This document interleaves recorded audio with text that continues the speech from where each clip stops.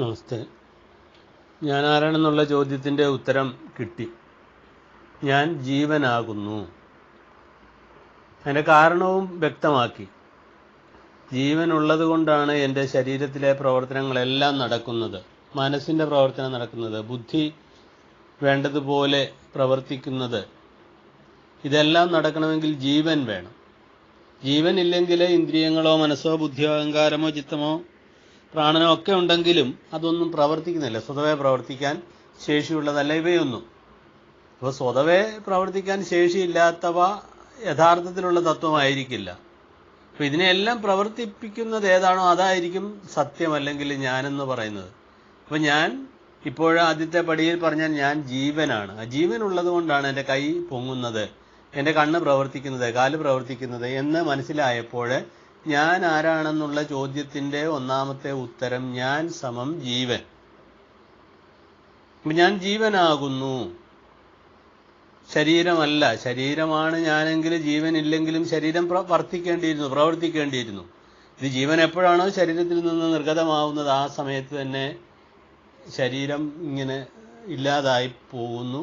ശരീരത്തിന് ഒന്നും ചെയ്യാൻ സാധിക്കാത്ത അവസ്ഥയിൽ, ഒരു പ്രവർത്തനവും നടത്താൻ പറ്റാത്ത അവസ്ഥയിൽ എത്തിച്ചേരുന്നു. അതുകൊണ്ട് ഒന്ന് ഉറപ്പിക്കാം, ഞാൻ ജീവനാകുന്നു, ഞാൻ സമം ജീവൻ.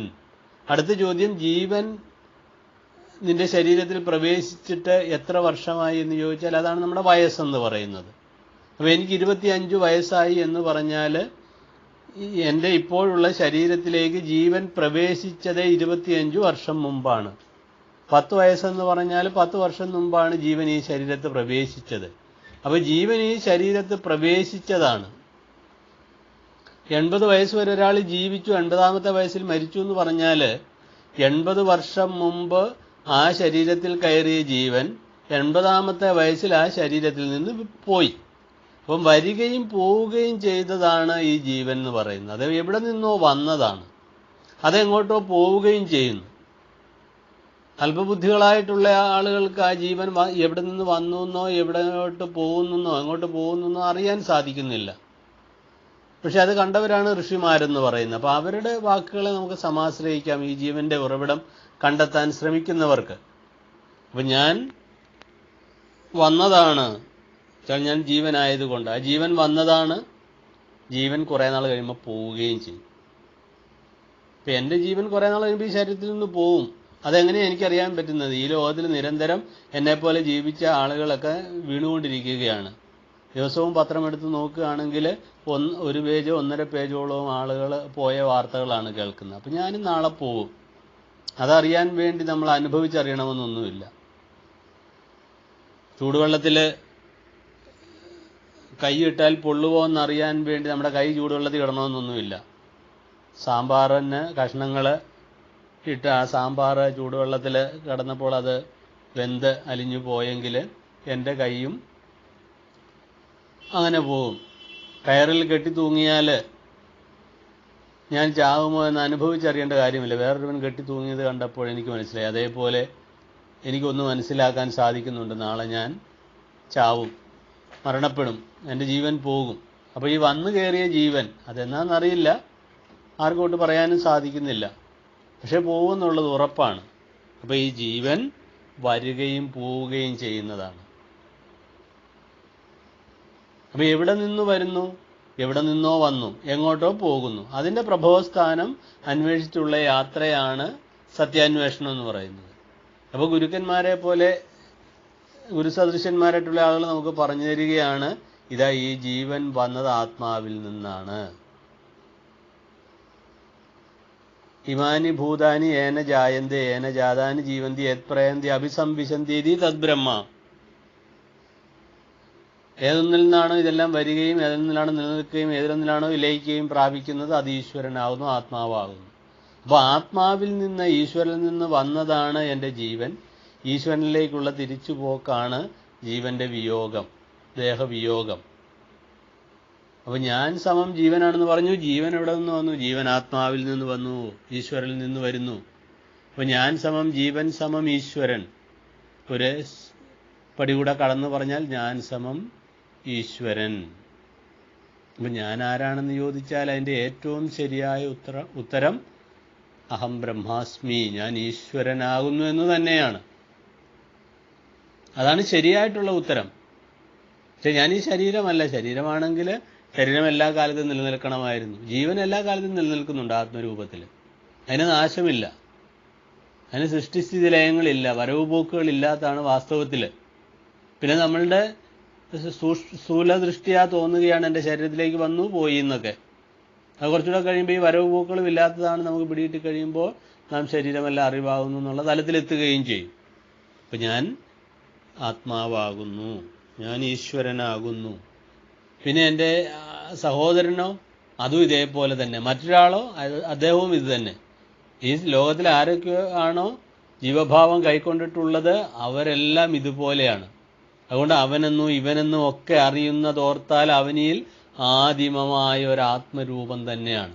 അപ്പോൾ ഞാൻ ഈശ്വരനാണെന്ന് നമുക്ക് സംസ്കൃതത്തിൽ പറഞ്ഞാൽ അഹം ബ്രഹ്മാസ്മി എന്ന് പറയാം. നീയും ഈശ്വരൻ തന്നെയാണ്, മറ്റൊരാളും ഈശ്വരൻ തന്നെയാണ്. നമ്മൾ മുമ്പേ പറഞ്ഞല്ലോ, ഇരുളിൽ ഇരിക്കുന്നവൻ അങ്ങോട്ടും ഇങ്ങോട്ടും വരികയാണ് ഇരുട്ടത്ത്. അപ്പോൾ ചോദിച്ചു ആരാണ്? ഞാനാണ് വരുന്നത്. മറ്റേ ആൾ ഞാനാണെന്ന് പറഞ്ഞു. രണ്ടുപേരുടെയും ഉത്തരം ഏകമായിരിക്കുന്നു. അപ്പോൾ എല്ലാവരുടെയും ഉള്ളിലിരിക്കുന്നത് ഒരേ ഈശ്വര ചൈതന്യം തന്നെ, ഒരേ ആത്മതത്വം തന്നെ, അതിന് വ്യത്യാസമൊന്നുമില്ല.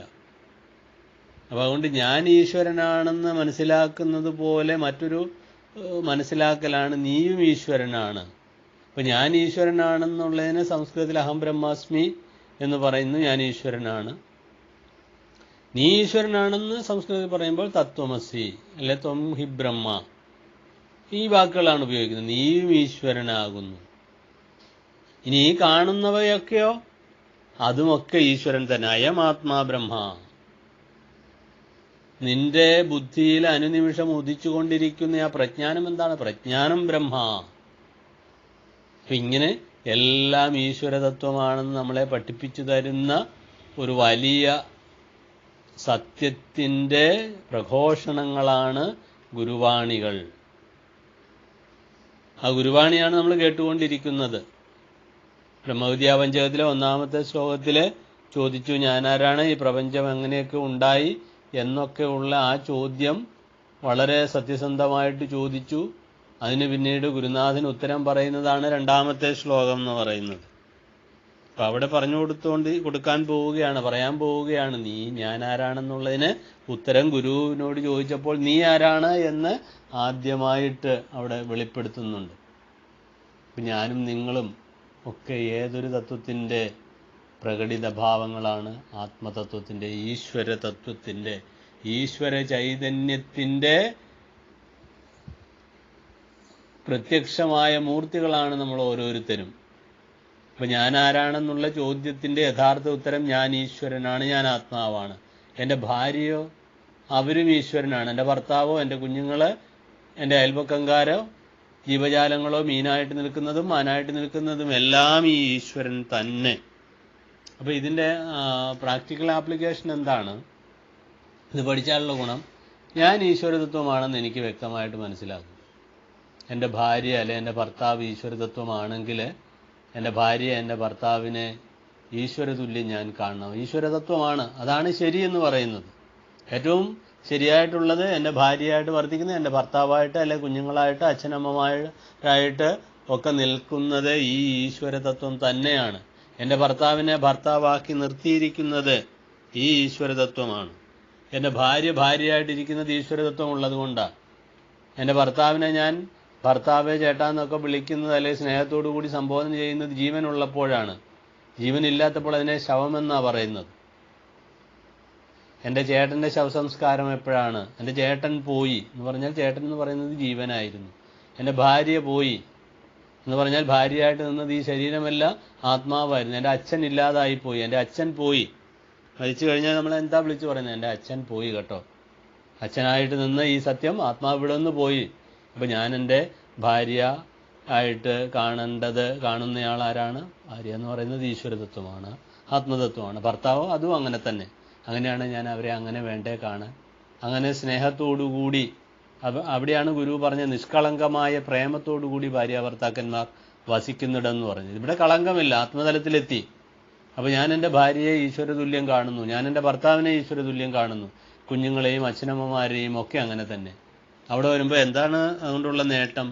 ഇതാ എൻ്റെ ഈ ലോക വാഴ്വ്, ഇഹലോക വാഴ്വ് സുന്ദരമായി ശാന്തമായി. ഞാൻ എൻ്റെ ഭാര്യയെ സ്നേഹിക്കുന്നത് കൊണ്ട്, ഭർത്താവിനെ സ്നേഹിക്കുന്നത് കൊണ്ട്, എങ്ങനെ സ്നേഹിക്കുന്നു? ഈശ്വരതുല്യം സ്നേഹിക്കുന്നത് കൊണ്ട് അവിടെ വെറുപ്പിൻ്റെയോ വിദ്വേഷത്തിൻ്റെയോ ഒന്നും കണിക പോലും വരുന്നില്ല. ഈശ്വരതുല്യം സ്നേഹിക്കുകയാണ് എന്നുവെച്ചാൽ ആത്മതുല്യം, തന്നെ പോലെ തന്നെ. അപ്പോൾ എനിക്കൊരു ബുദ്ധിമുട്ട് വന്നാൽ എത്രമാത്രം പ്രയാസമുണ്ടോ അതേ പ്രയാസത്തിൽ അതേ ബുദ്ധിമുട്ടാണ് എൻ്റെ ഭാര്യയ്ക്കുണ്ടായിരുന്നാലും ഭർത്താവിനുണ്ടായിരുന്നാലും എന്നുള്ള തത്വം മനസ്സിലാക്കുമ്പോൾ അയാൾ ഭാര്യയ്ക്ക് അഹിതമായതൊന്നും ഭർത്താവ് ചെയ്യില്ല, ഭർത്താവിന് അഹിതമായതൊന്നും ഭാര്യ ചെയ്തില്ല, അങ്ങനെ എല്ലാവർക്കും.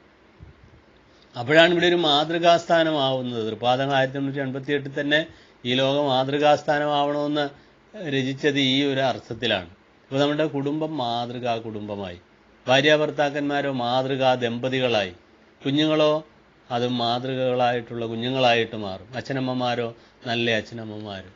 ഇങ്ങനെയുള്ള ഒരു ലോകത്തെയാണ് ഗുരു വിഭാവനം ചെയ്തത്. അതിനുവേണ്ടിയാണ് ഈ ആത്മതത്വം നമ്മളോട് പറഞ്ഞു തരുന്നത്. അപ്പോൾ പ്രിയപ്പെട്ട ശ്രോതാക്കളെ, നമുക്കിതൊന്ന് പ്രായോഗികമായി ചിന്തിച്ചു നോക്കാം.